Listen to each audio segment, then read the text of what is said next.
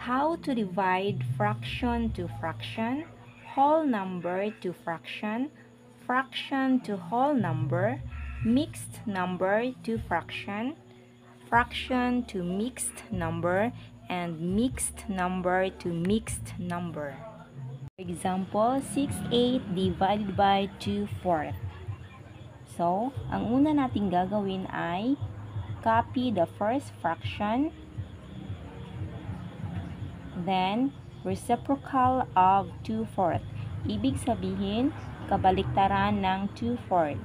So, ang 4 ay magiging numerator at ang 2 ay magiging denominator. So, from 2/4, nagiging 4/2. Then, ang divide ay magiging times. Then, pwede na natin i-multiply. 6 times 4, 24. 8 times 2, 16. Tapos, hahanapin natin ang GCF or greatest common factor ng both numerator and denominator. So, maghahanap tayo ng numero na pwedeng ma-divide sa 24 and 16 na walang remainder. So, ang GCF nila ay 8. So, 24 divided by 8 is 3. 16 divided by 8 is 2. So, ang sagot ay 3/2. Pero, dahil improper fraction ang 3/2, dahil mas malaki ang 3 kaysa sa 2, so, pwede natin siyang i-simplify pa. So, gawin nating mixed number. So, i-divide natin 3 divided by 2. 3 divided by 2 is 1. 1 times 2, 2. 3 minus 2, 1. So, ang quotient ang magiging whole number, ang remainder ang magiging numerator, at ang 2 ang magiging denominator. So, ito ang final answer, or the simplest form. So, 6/8 divided by 2/4 is equal to 1 and 1/2. Or, pwede din naman ganito, 6/8 divided by 2/4 is equal to n. So, hahanapin natin ang n. So, ganito, copy the first fraction, 6/8, then reciprocal of 2/4, 4/2, then change the division into multiplication. Then, multiply the numerator, 6 times 4, 24. Multiply the denominators, 8 times 2, 16. So, kung kanina, hinanap natin ang GCF ng 24 and 16. So, dito naman, i-divide na natin diretso. So, dahil mas malaki ang 24 kaysa sa 16, so, improper fraction sila. So, gagawin natin mixed number. So, 24 divided by 16. So, 24 divided by 16 is 1. 1 times 16, 16. 4 minus 6 cannot be. Borrow, magiging 1, magiging 14. 14 minus 6, 8. So, 1 minus 1, 0. So, no need nang ilagay. So, ang 1 ang magiging whole number, ang 8 ang magiging numerator, at ang 16 dito, denominator. Tapos, itong 8/16 ay mayroon pa namang greatest common factor. So, maghahanap tayo ng numero na pwedeng ma-divide both sa 8 and 16 na walang remainder. So, 8. So, 8 divided by 8, 1. 16 divided by 8, 2. Then, copy the whole number. So, same pa rin ang answer. Tingnan nyo. So, kahit anong process or method ang gagamitin ninyo, either method 1 or method 2, same pa rin ang sagot. Kanina, fraction to fraction tayo. Ngayon naman, whole number divided by fraction. So, 8 divided by 7/4 is equal to n. So, ganito lang.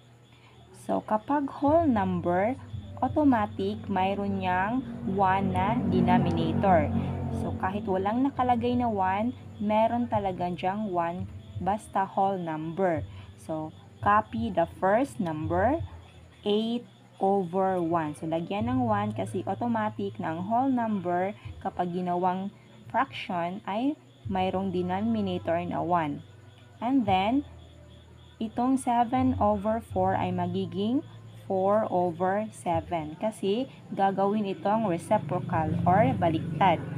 Then, ang division magiging times. Tapos, pwede na nating i-multiply. Numerator to numerator. 8 times 4, 32. 1 times 7, 7. At dahil improper fraction ang 32 over 7, kasi mas malaki ang 32 kaysa 7, gawin natin itong mixed number. So, 32 divided by 7.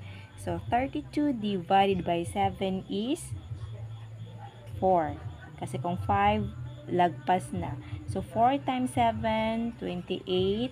Then, 2 minus 8 cannot be. Borrow, magiging 2, magiging 12. 12 minus 8, 4. Then, 2 minus 2, 0. So, itong quotient magiging whole number. Itong remainder magiging numerator. At ang 7 magiging denominator. So, ang final answer is 4 and 4 over 7.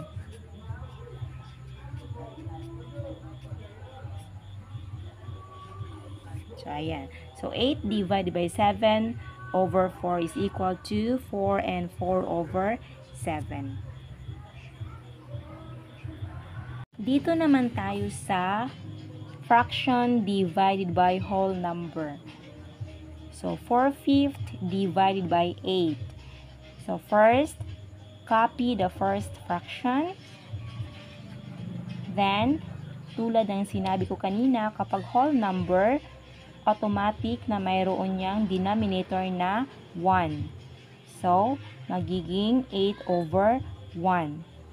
So, copy first the division. Then, again, copy the first fraction as is. Then, reciprocal of 8 over 1. So, magiging 1 over 8. Then, change the division into multiplication. Then, multiply the numerators, 4 times 1. Then, multiply the denominators, 5 times 8. So, dahil ang 4 over 40 ay hindi pa siya simplest form. So, gagawin natin siyang simplest form. Maghanap tayo ng numero na divisible by 4 and 40. So, ano ang GCF nila? So, divided by 4. So, 4 divided by 4 is 1. 40 divided by 4 is 10. So, final answer is 1/10. So, 4/5 divided by 8 is equal to 1/10. Then, dito naman tayo sa mixed number to fraction.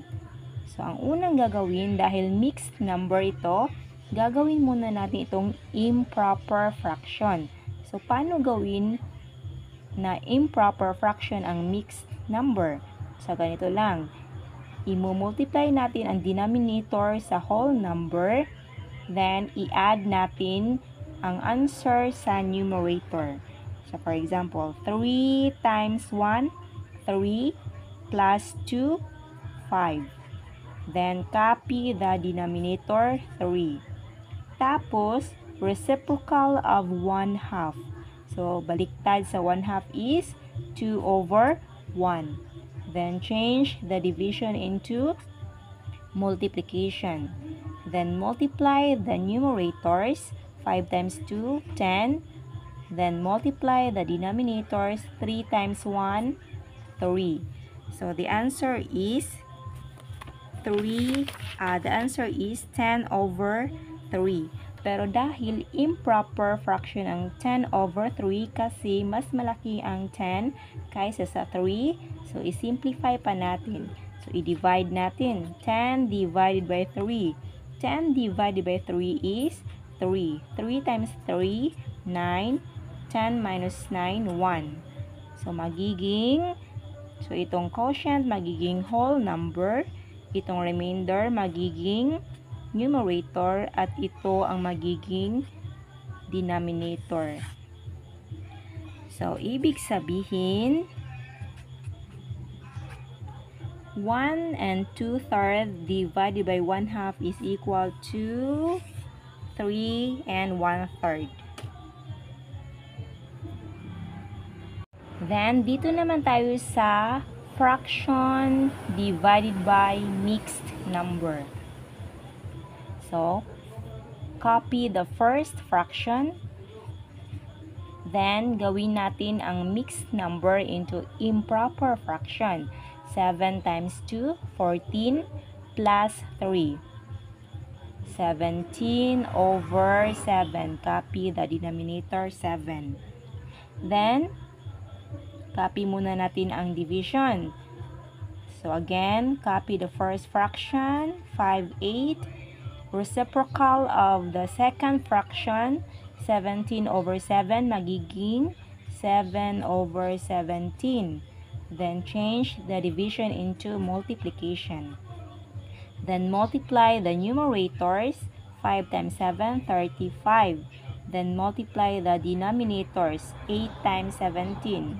17 times 8,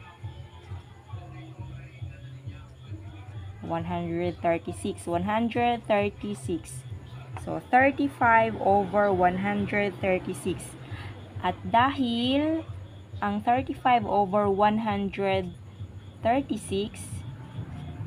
ay lowest form na kasi wala na siyang GCF. So, ito na ang lowest form. So, ito ang final answer. So, 5/8 divided by 2 and 3/7 is equal to 35 over 136. Then, last example, mixed number divided by mixed number. So, first, gagawin nating improper fraction ang mixed number. 4 times 3, 12, plus 1, 13. Then, copy the denominator 4. Then, 3 times 1, 3, plus 2, 5. Then, copy the denominator 3. So, sulat muna natin ang divide.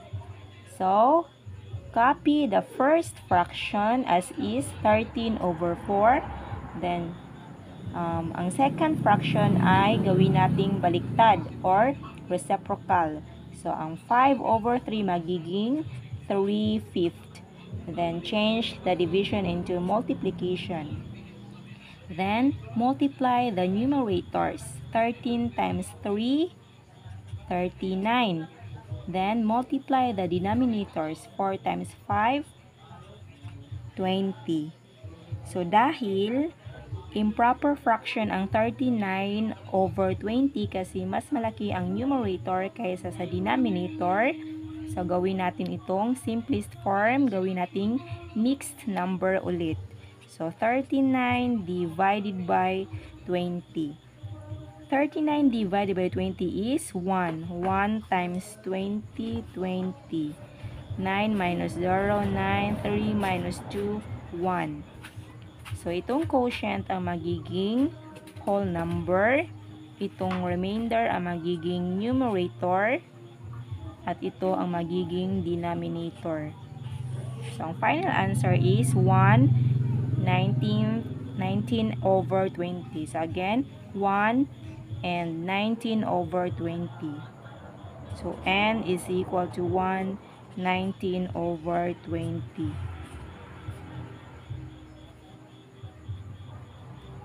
So, 3 and 1/4 divided by 1 and 2/3 is equal to 1, 19 over 20.